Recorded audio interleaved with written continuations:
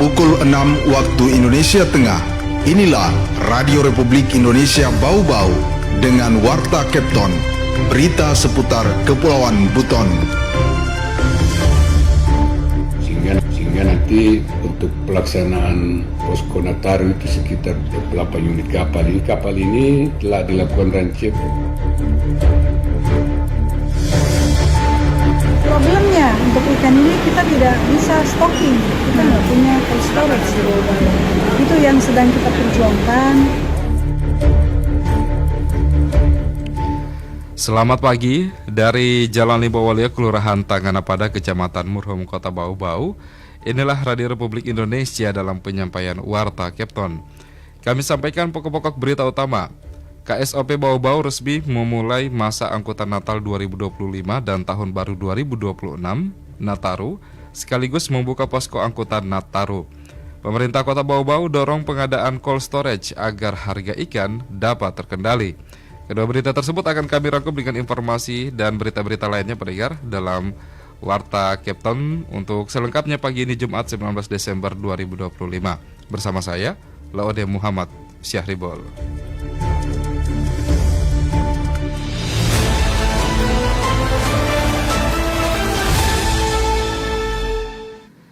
Pendengar, KSOP Bau-Bau resmi memulai masa angkutan Natal 2025 dan Tahun Baru 2026 Nataru, sekaligus membuka posko angkutan Nataru. Kesiapan ini ditandai dengan apel gelar pasukan di halaman kantor KSOP Bau-Bau kemarin pagi. Selengkapnya mengenai hal tersebut kita ikuti laporan reporter Afriansyah.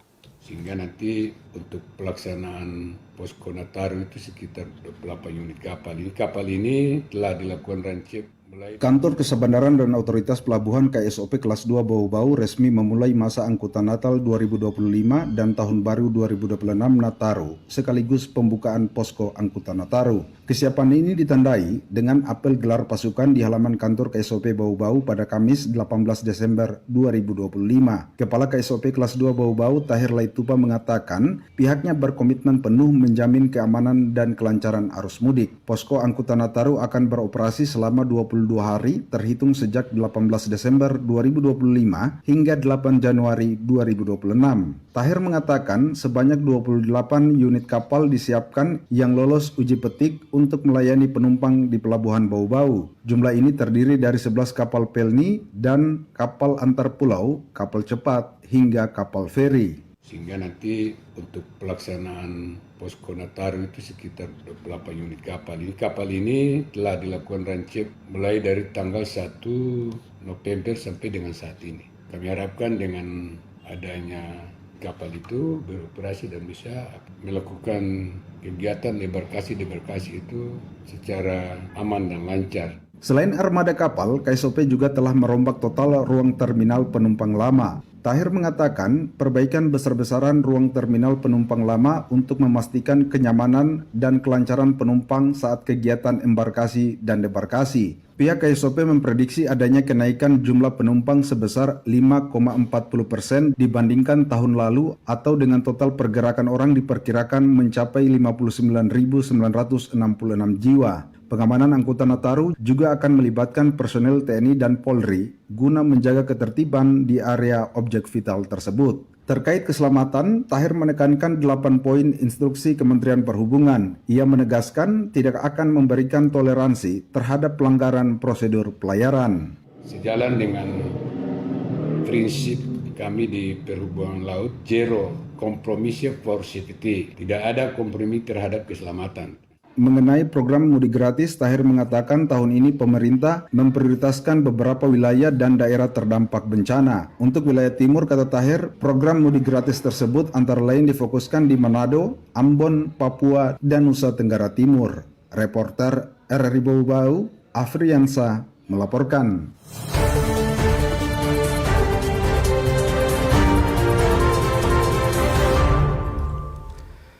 Menjelang perayaan Natal 2025 dan Tahun Baru 2026, pemerintah Kota Bau-Bau memperkuat kesiapsiagaan melalui apel gelar pasukan pengamanan serta pembukaan pelatihan relawan pemadam kebakaran atau Red Car.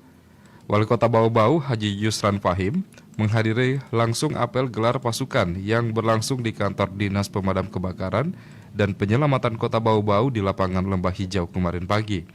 Dalam kesempatan tersebut, Wali Kota mengingatkan bahwa meski perayaan Natal dan Tahun Baru merupakan momen sukacita, terdapat peningkatan potensi risiko kebakaran di titik-titik keramaian seperti di pusat perbelanjaan, tempat ibadah, hingga lokasi wisata.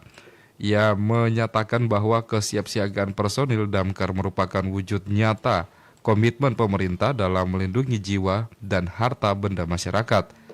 Yusran Fahim juga menyampaikan apresiasi setinggi-tingginya kepada seluruh personil pemadam kebakaran yang telah bekerja tanpa kenal lelah sebagai garda terdepan keselamatan publik. Selain aspek pengamanan, kegiatan ini juga menandai dimulainya pelatihan relawan damkar tahun 2026. Pemerintah Kota Bau-Bau optimis kehadiran relawan akan memperkuat upaya pencegahan bencana melalui semangat gotong royong. Wali Kota pun mengajak generasi muda dan tokoh masyarakat untuk terlibat aktif dalam program Red Car tersebut karena keselamatan kota merupakan tanggung jawab bersama. Warga Kota Bau-Bau diimbau untuk tetap waspada dan mematuhi protokol keselamatan agar perayaan akhir tahun dapat berlangsung aman dan damai. Anda sedang mendengarkan Warta Kepton, berita seputar Kepulauan Buton. Pemerintah Kota Bau-Bau dorong pengadaan cold storage agar harga ikan dapat terkendali, mengingat harga ikan kerap naik di akhir tahun. Selengkapnya mengenai hal tersebut, kita ikuti laporan reporter WOD Nurliani. Komoditas perikanan menjadi salah satu penyumbang inflasi di Kota Bau-Bau menjelang akhir tahun. Kondisi ini dipicu oleh keterbatasan fasilitas cold storage yang memadai, sehingga pasokan ikan sangat bergantung pada cuaca dan aktivitas melaut para nelayan. Wakil Wali Kota Bau-Bau Ade Hamsinabolu saat melakukan inspeksi mendadak sidak pada akhir November lalu mengakui harga ikan cenderung mengalami kenaikan tipis ketika memasuki musim pancaroba dan periode akhir tahun. Ia menjelaskan pemerintah Kota Bau-Bau terus berupaya menghadirkan fasilitas cold storage agar pasokan ikan dapat distabilkan, terutama saat cuaca ekstrim yang menghambat nelayan untuk melaut. Hamsina menegaskan, ketiadaan cold storage membuat ikan sulit disimpan dalam jumlah besar, sehingga pasokan tidak dapat ditahan ketika kondisi cuaca berubah tiba-tiba. Ini ikan kalau kemarin kita bulan Oktober man-to-man itu cukup terkendali, tapi ini akhir tahun dengan musim pancaroba. Nah, satu hal, kita ini sangat tergantung kepada nelayan tentunya ya. Ketika mereka melaut ada ikan, tapi kalau musimnya cuaca buruk, kemudian ada akhir tahun, banyak yang libur juga misalnya, ya itu juga akan berkurang nelayan yang melaut dan stok kita di pasar akan terganggu. Problemnya untuk ikan ini kita tidak bisa stocking, kita nggak punya cold storage di Bau-Bau. Itu yang sedang kita perjuangkan. Kementerian KKP, kemarin juga dengan Bank Indonesia. Wakil Wali Kota Bau-Bau berharap pengadaan cold storage dapat segera direalisasikan. Menurutnya jika fasilitas penyimpanan ikan sudah tersedia, maka harga ikan lebih terkendali dan tidak lagi bergantung pada kondisi cuaca. Wawali menyebutkan, Dinas Perikanan terus berkoordinasi dengan Kementerian Kelautan dan Perikanan untuk pengadaan cold storage di Bau-Bau. Hasilnya saat ini sedang dalam tahap pengerjaan di Kelurahan Bone-Bone Jembatan Jodoh yang ditargetkan rampung tahun 2027 mendatang. Dengan adanya fasilitas tersebut, pemerintah optimis inflasi yang disebabkan oleh komoditas perikanan dapat ditekan, sekaligus menjaga stabilitas harga bagi masyarakat. Ode Nurliani, reporter Bau-Bau, melaporkan.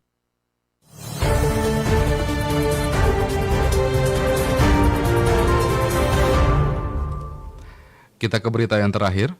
Kantor Pelayanan Pajak atau KPP Pratama Bau-Bau terus bergerak cepat mengamankan penerimaan negara menjelang berakhirnya tahun anggaran 2025.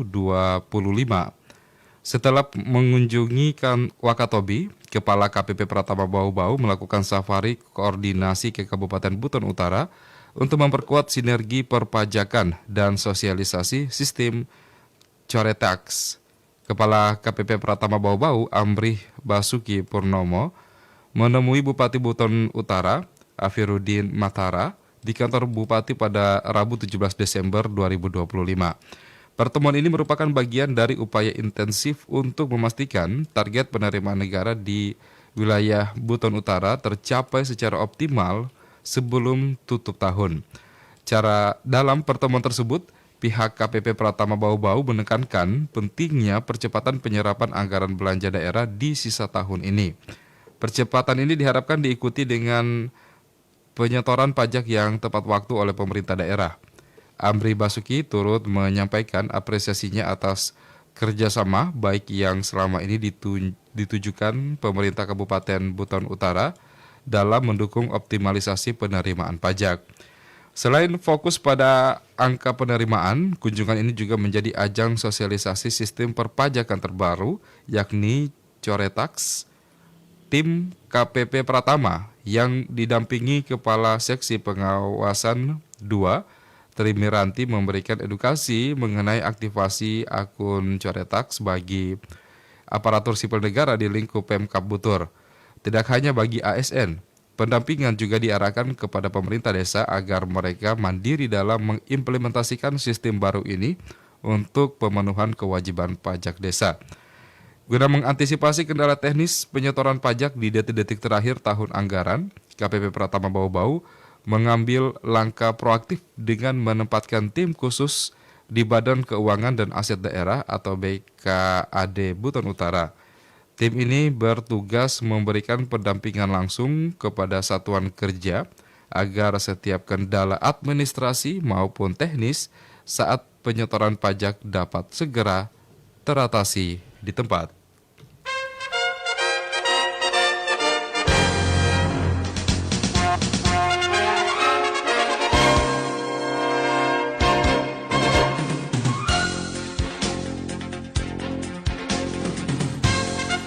Demikian penyampaian Warta Kepton pagi ini, dan sebelum berpisah kami sampaikan kembali pokok-pokok berita utama.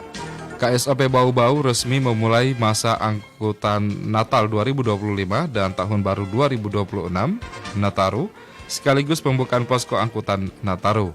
Pemerintah Kota Bau-Bau dorong pengadaan cold storage agar harga ikan dapat terkendali. Kami harap Anda tetap bersama dari Bau-Bau untuk mengikuti program-program kami selanjutnya di Kepton pagi ini. Saya Laude Muhammad Syaribul, mewakili kerabat kerja yang bertugas dan tim redaksi pemberitaan RRI Bau-Bau mengucapkan terima kasih untuk kebersamaan Anda. RRI terus mengudara untuk Indonesia, dan sampai jumpa.